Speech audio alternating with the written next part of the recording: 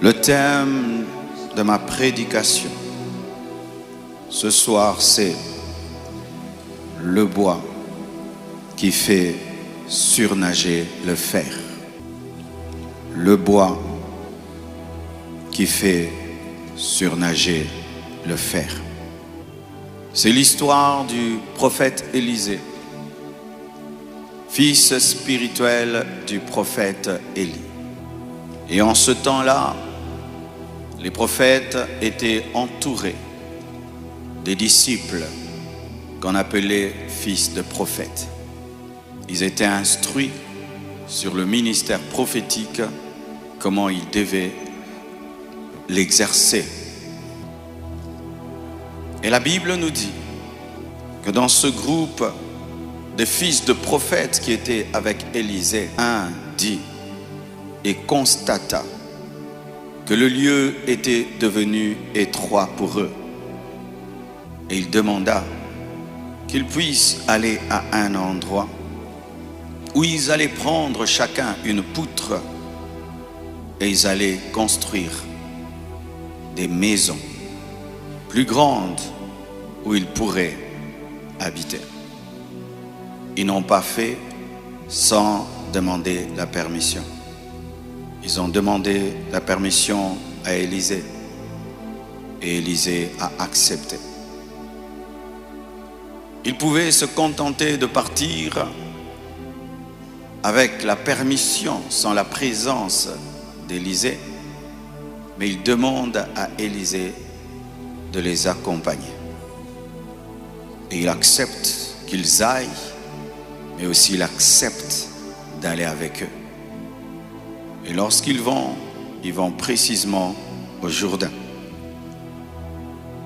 Le Jourdain que fit reculer Josué. Et là, il commence à couper le bois. Et lorsqu'il coupe le bois avec des haches, et la hache a une manche en bois et un fer, et pendant qu'il frappe, l'un d'eux a perdu son fer et son fer est tombé dans le Jourdain. Et il a crié.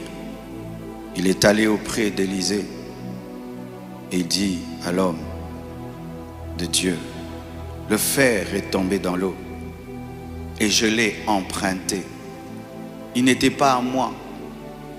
Donc si je ne rends pas le fer, la hache avec la manche et le fer, j'aurai un problème parce que je l'ai emprunté. Et l'homme de Dieu n'est pas éparpillé, dérangé par ce grand problème, parce que personne ne pouvait plonger dans le Jourdain et retrouver ce fer. C'est presque impossible. Et il dit, où est-il tombé? Où est-il tombé? Et cet homme avait la sagesse de retenir pas seulement le fait de perdre le fer, mais où il avait perdu le fer. Et il indique précisément le lieu. Et à ce lieu, Élisée coupe un morceau de bois. Il n'utilise pas la manche de la hache qui était dans les mains de celui qui avait perdu le fer, mais il coupe un morceau de bois et il fait quelque chose de bizarre. Il le jette au lieu où le fer était tombé et un miracle s'est produit. Le fer est remonté, comme si ce bois était devenu un aimant, et il fit surnager le fer. Et puis Élisée dit, enlève-le. Et il avança la main et il prit le fer. Le thème de mon message, c'est le bois qui fait surnager le fer.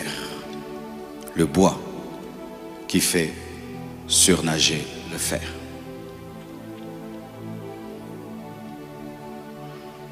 Dans ce passage, Élisée est l'image de Dieu.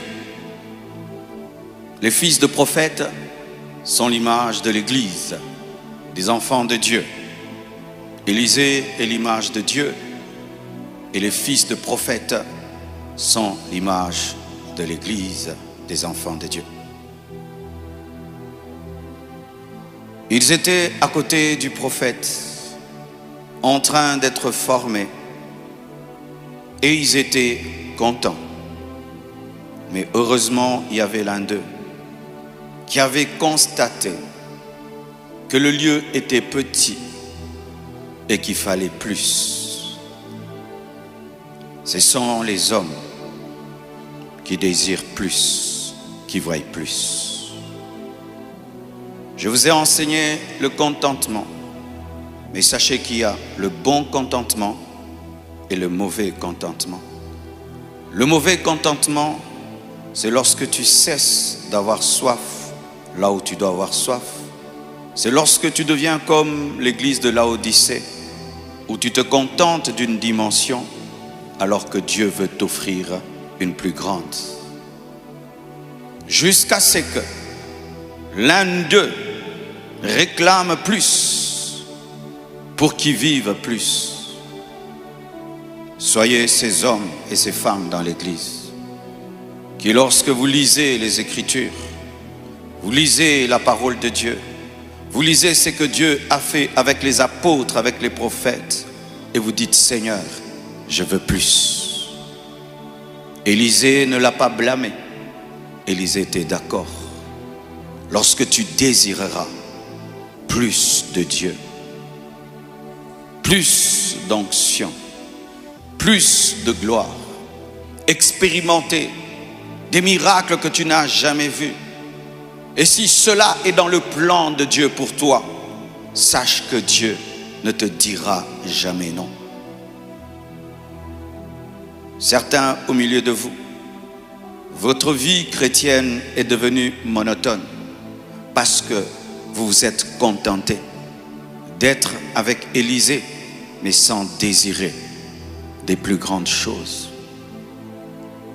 Lorsque chaque année tu es la même personne, lorsque le calendrier se tourne et se tourne encore, mais tu demeures la même personne, c'est normal que tu puisses dégoûter la vie et dégoûter la vie chrétienne, car tu fais du surplace.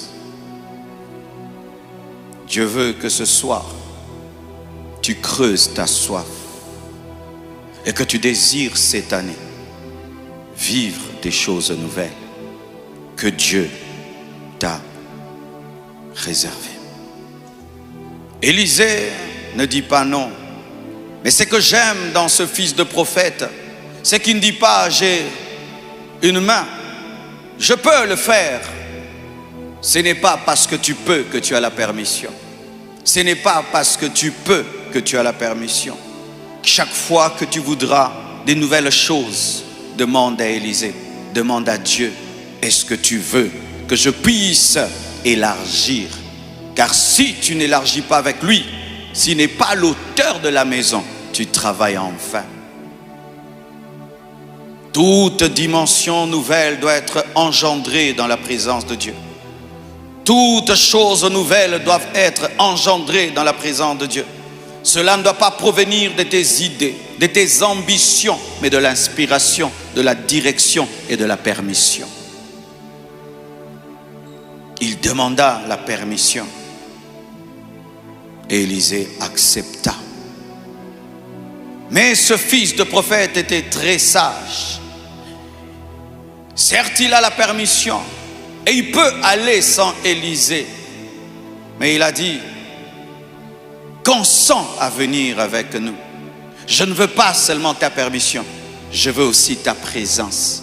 Je ne veux pas seulement le lait, le miel, je veux le Dieu qui donne le lait, le miel. Je ne veux pas seulement le miracle, je veux aussi le Dieu de miracle. Je ne veux pas seulement l'élévation, je veux aussi le Dieu de l'élévation. Pourquoi? Lorsque j'aurai des problèmes dans l'élévation, il sera près de moi pour donner des solutions. Lorsque je perdrai le fer, il sera là car s'il était allé avec la permission, sans la présence d'Élisée, lorsque le fer allait tomber, Élisée ne serait pas là pour résoudre. Même si Dieu t'a envoyé, va avec Dieu. Même si Dieu a accepté, va avec Dieu. Même si Dieu est d'accord, va avec Dieu. Ce n'est pas parce que Dieu dit va que tu as tout. Tu as tout s'il est là. Il avait la main et il avait l'autorisation, symbole de l'onction, mais il n'avait pas la gloire. La gloire est supérieure à l'onction. L'onction, c'est la capacité du Saint-Esprit. C'est la puissance de Dieu qui te met à part pour un travail. C'est un manteau pour faire. Mais la gloire de Dieu, c'est la présence de celui qui donne le manteau. La gloire de Dieu est supérieure à son onction. Et la vraie onction conduit à la gloire. Et la gloire déclenche l'onction, mais la gloire est supérieure à l'onction. L'onction t'amènera jusqu'au parvis. L'onction t'amènera jusqu'au lieu saint. Mais c'est la gloire qui t'amènera dans les lieux très saints. Je ne veux pas seulement le manteau. Je ne veux pas seulement le ministère. Je ne veux pas seulement être utilisé par Dieu. Je veux la présence de celui qui m'a envoyé. Je ne veux pas seulement que tu m'envoies. Je veux que tu sois là, toi qui m'as envoyé. Parce que dans l'envoi, je vais rencontrer des problèmes. Et il faudrait que ta gloire résolve les problèmes. Oh, donne-moi l'amen. Ces soirées de gloire, ce sont des soirées de réveil. Des soirées spirituelles. Afin d'aiguiser les hommes spirituels.